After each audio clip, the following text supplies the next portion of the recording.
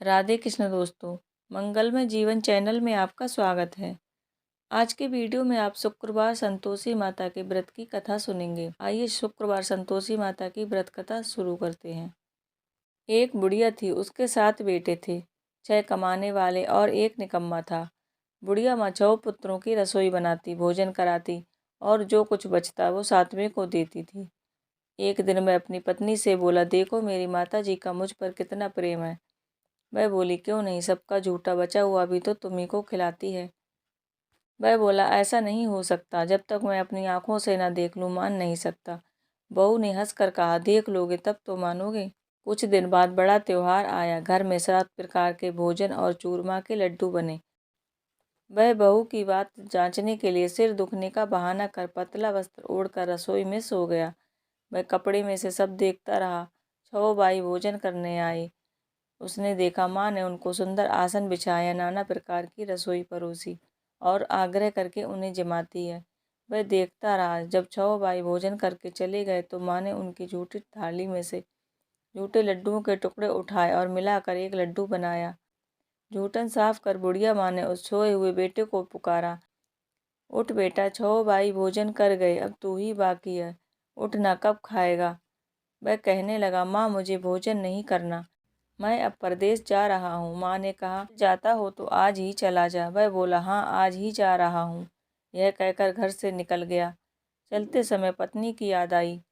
वह गौशाला में कंडे थाप रही थी। वहाँ जाकर बोला, हम जावे परदेश को, आवेंगे कुछ काल, तुम रहियो संतोष से, धर्म आपनो पाल। वह बोली, जाओ पिया आनंद से, हमरो सोच हटाए, राम भरोसे हम रहें, ईश्वर तुम्हें सहाय। दो निशानी आपनी, देख धरू में धीर, सुध मत हमरी बिसरइयो, रखियो मन गंभीर। वह बोला, मेरे पास तो कुछ नहीं, यह अंगूठी है सो ले ले और अपनी कुछ निशानी मुझे दे। बहू बोली, मेरे पास क्या है, यह गोबर भरा हाथ है। यह कहकर वह उसकी पीठ पर गोबर के हाथ की छाप मार देती है। वह चल दिया। चलते चलते दूर देश पहुंचा। वहाँ एक साहूकार की दुकान थी। वहाँ जाकर कहने लगा, भाई मुझे नौकरी पर रख लो। साहूकार को ज़रूरत थी। बोला, रह जा। लड़के ने पूछा, तनख्वाह क्या दोगे। साहूकार ने कहा, काम देखकर दाम मिलेंगे। साहूकार की नौकरी मिली। वह सुबह 7 बजे से रात के 10 बजे तक नौकरी करने लगा। कुछ दिनों में दुकान का सारा लेन देन, हिसाब किताब, ग्राहकों को माल बेचना, सारा काम करने लगा। साहूकार के 7-8 नौकर थे। वे सब चक्कर खाने लगे। यह तो बहुत होशियार हो गया। सेठ ने भी काम देखा और 3 महीने में ही उसे आधे मुनाफे का हिस्सेदार बना लिया। वह कुछ वर्षों में ही नामी सेठ बन गया और मालिक सारा कारोबार उस पर छोड़कर बाहर चला गया।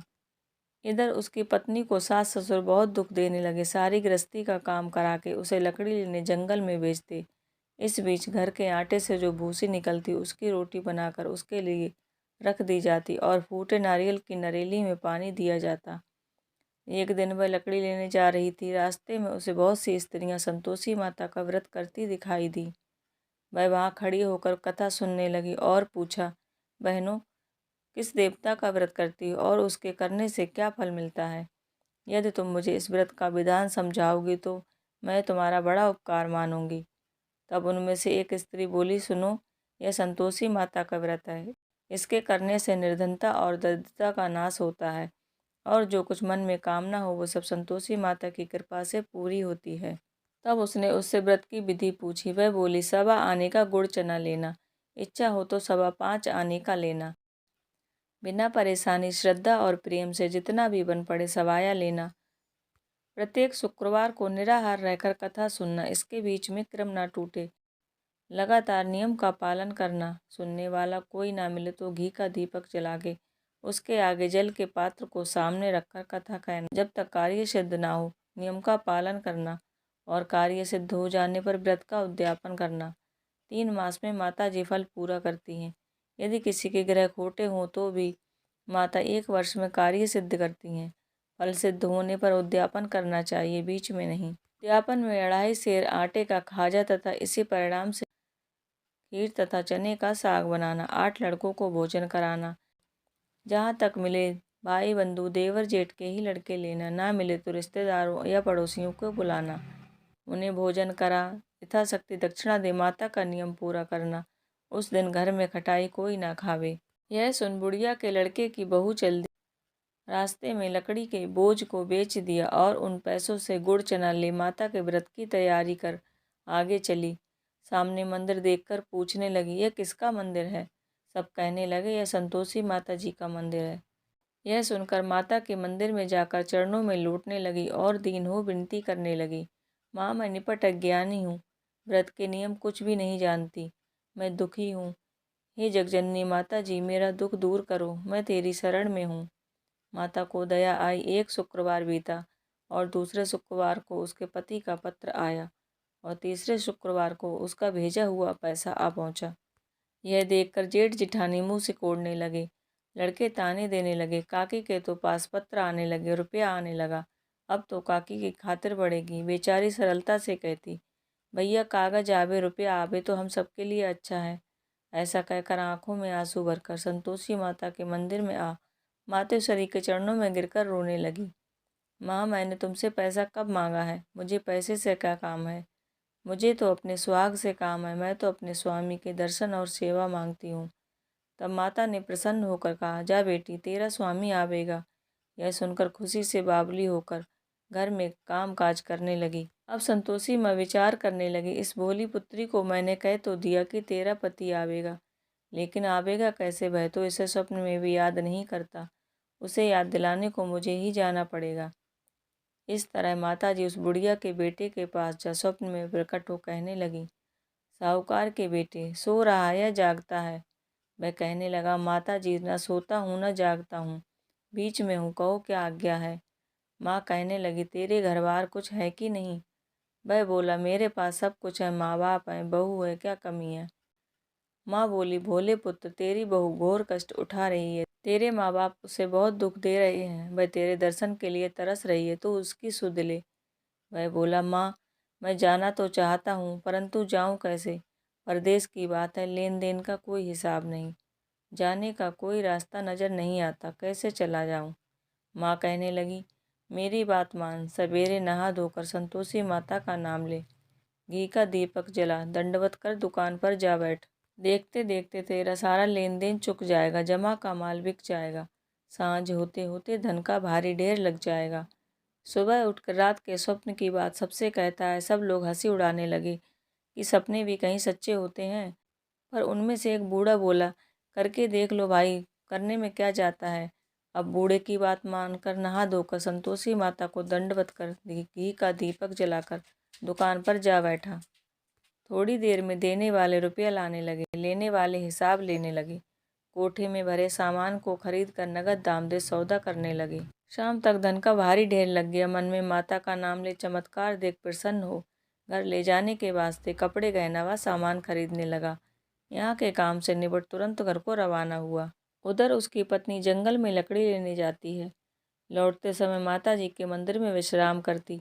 वह तो उसके रोज का रुकने का स्थान ठहरा।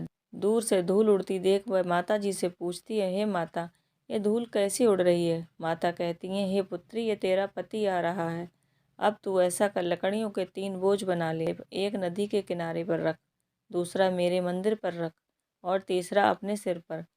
तेरे पति को लकड़ियों का गट्ठर देखकर मोह पैदा होगा, वह यहाँ रुकेगा, नाश्ता पानी बना खाकर माँ से मिलने जाएगा। तब तू लकड़ियों का बोझ उठाकर जाना और चौक में गट्ठर डालकर जोर से 3 आवाज़ लगाना, लो सासू जी लकड़ियों का गट्ठर लो, भूसी की रोटी दो, नारियल के खोपड़े में पानी दो, आज कौन मेहमान आया है। माता जी से बहुत अच्छा कहकर वह प्रसन्न मन लकड़ियों के 3 गट्ठर ले आई, एक नदी के किनारे पर और एक माता जी के मंदिर पर रखा। इतने में मुसाफिर आ पहुंचा। सूखी लकड़ी देखकर उसको इच्छा उत्पन्न हुई कि हम यहीं विश्राम करें और भोजन बना खाकर गांव को जाएं। इसी तरह रुक कर भोजन बना, विश्राम करके गांव को गया, सबसे प्रेम से मिला। उसी समय सिर पर लकड़ी का गट्ठर लिए वह उतावली सी आती है, लकड़ियों का भारी बोझ आंगन में डालकर जोर से 3 आवाज़ लगाती है, लो सासू जी लकड़ियों का गट्ठर लो, भूसी की रोटी दो, नारियल के खोपड़े में पानी दो, आज कौन मेहमान आया है।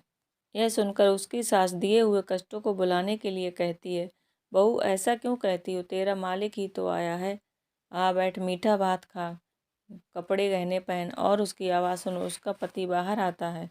अंगूठी देखकर व्याकुल हो जाता है। माँ से पूछता है, यह माँ, यह कौन है? माँ कहती है, बेटा यह तेरी बहू है। जब से तू गया है तब से सारे गांव में जानवर की तरह भटकती फिरती है, घर का कामकाज कुछ नहीं करती, चार समय आकर खा जाती है। वह बोला, ठीक है माँ, मैंने इसे भी देखा और तुम्हें भी। अब मुझे दूसरे घर की चाबी दो, मैं उसमें रहूँगा। माँ बोली, ठीक है बेटा, जैसी तेरी मर्जी। तब वह दूसरे मकान की तीसरी मंजिल का कमरा खोल सारा सामान जमाता है। एक दिन में राजा के महल जैसे ठाट बाट बन गया। अब क्या था, बहू सुख भोगने लगी।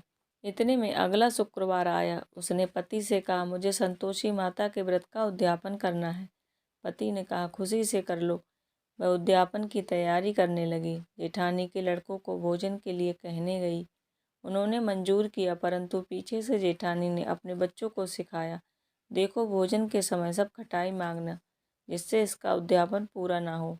लड़के जेमने आए, खीर खाना पेट भर कर खाया, परंतु बात याद आते ही कहने लगे, हमें खटाई दो, खीर खाना हमको नहीं भाता, देखकर अरुचि होती है। वह कहने लगी, भाई खटाई किसी को नहीं दी जाएगी, यह तो संतोषी माता जी का प्रसाद है। लड़के उठ खड़े हुए, बोले, पैसे लाओ। वह बोली, कुछ जानती नहीं थी, उन्हें पैसे दे दिए। लड़के उसी समय हट करके इमली खटाई ले खाने लगे। यह देखकर बहू पर माता जी ने कोप किया। राजा के दूत उसके पति को पकड़ कर ले गए। जेठ जेठानी मनमाने वचन कहने लगे, लूट लूट कर धन इकट्ठा कर कर लाया है, अब सब मालूम पड़ जाएगा जब जेल के रोट खाएगा। बहू से ये वचन सहन नहीं हुए। रोती हुई माता जी के मंदिर को गई, कहने लगी, हे माता, तुमने यह क्या किया? हंसाकर अब क्यों भक्तों को रुलाने लगी? माता जी बोली, बेटी, तूने उद्यापन में गलती करके मेरा व्रत भंग किया है। वह कहने लगी, माता, मैंने कुछ अपराध किया है? मैंने तो भूल से लड़कों को पैसे दे दिए थे, मुझे क्षमा करो, मैं फिर तुम्हारा उद्यापन करूंगी। माँ बोली, अब भूल मत करना। वह कहती है, अब भूल ना होगी। माँ बताओ वे कैसे आवेंगे? माँ बोली, जा पुत्री, तेरा मालिक तुझे रास्ते में आता मिलेगा। वह निकली और पति मार्ग में ही आता हुआ मिला। वह पूछने लगी, तुम कहाँ गए थे? तब उसने कहा, इतना धन जो कमाया था उसका टैक्स राजा ने मांगा था, वह भरने गया था। वह प्रसन्न हो बोली, भला हुआ, अब घर को चलो। कुछ दिन बाद फिर शुक्रवार आया। वह बोली, मुझे फिर माता का उद्यापन करना है। पति ने कहा, करो। बहू फिर जेठ के लड़कों को भोजन को कहने गई। जेठानी ने एक दो बातें सुनाई और सब लड़कों को सिखाने लगी, तुम लोग पहले से ही खटाई मांगना। लड़के भोजन की बात पर कहने लगे, हमें खीर खाना नहीं भाता, हमारा जी बिगड़ता है, कुछ खटाई खाने को दो तो चले। वह बोली, खटाई किसी को नहीं मिलेगी, आना हो तो आओ। वह ब्राह्मणों के लड़के लाकर भोजन कराने लगी। यथाशक्ति दक्षिणा की जगह उन्हें एक एक केले का फल दिया। संतोषी माता इससे प्रसन्न हुई। माता की कृपा होते ही 9वें महीने में उसके चंद्रमा के समान सुंदर पुत्र हुआ। पुत्र को पाकर प्रतिदिन माता जी के मंदिर जाने लगी। माँ ने सोचा, यह रोज आती है, आज क्यों न इसके घर चलूं। यह विचार कर माता ने भयानक रूप बनाया। गुड़ चने से सना मुख, ऊपर से सूंड के समान होठ, उस पे मक्खी भिनभिना रही थी। देली पर पाँव रखते ही उसकी सास चिल्लाई, देखो रे, कोई ड्योढ़ी डाकनी चली आ रही है, लड़कों इसे भगाओ नहीं तो किसी को खा जाएगी। लड़के भागने लगे, चिल्लाकर खिड़की व दरवाजे बंद करने लगे। बहू एक रोशनदान से देख रही थी, प्रसन्नता से पगली की तरह चिल्लाने लगी, आज मेरी माता जी मेरे घर आई हैं, वह बच्चे को दूध पीने से हटाती है। इतने में सास का क्रोध फूट पड़ा। वह बोली, क्या मरी उतावली हुई है, बच्चे को पटक दिया। इतने में तो माँ के प्रताप से जहाँ देखो वहीं लड़के ही लड़के नजर आने लगे। वह बोली, माँ, मैं जिसका व्रत करती हूँ ये वही संतोषी माता जी हैं। सबने माता जी के चरण पकड़ लिए और विनती करने लगे, हे माता, हम मूर्ख हैं, अज्ञानी हैं, तुम्हारे व्रत की विधि हम नहीं जानते, व्रत भंग करके हमने बहुत बड़ा अपराध किया है। जगत माता, आप हमारा अपराध क्षमा करो। इस प्रकार माता प्रसन्न हुई। हे संतोषी माँ, जैसा आपने बहू को प्रसन्न होकर जैसा फल दिया वैसा फल सबको दें, जो कथा पढ़े सुने सुनावे उसका मनोरथ पूर्ण करें। जय संतोषी माता की। इस प्रकार आज की व्रत कथा यहीं पर समाप्त होती है। अगर आप चैनल पर पहली बार आए हैं और वीडियो पसंद आता है तो चैनल को सब्सक्राइब करें, ज़्यादा से ज़्यादा शेयर करें और लाइक और कमेंट करें। राधे कृष्ण।